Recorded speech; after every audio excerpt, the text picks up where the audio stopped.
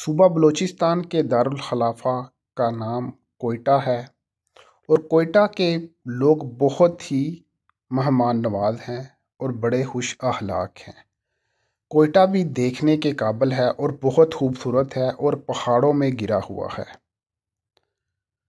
کوئٹہ میں زیادہ تر پشتو زبان بولی جاتی ہے اور صوبہ بلوچستان کا سب سے بڑا جو شہر ہے وہ بھی کوئٹہ ہے۔ اور بلوچی لوگ بہت مہمان نواز ہوتے ہیں اور ان کا اخلاق بھی بڑا اچھا ہوتا ہے اور یہ بڑی بہادر قوم بھی ہے بلوچ۔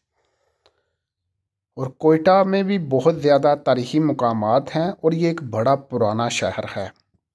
اس کی آب و ہوا بہت اچھی ہے اور قدرتی ہے۔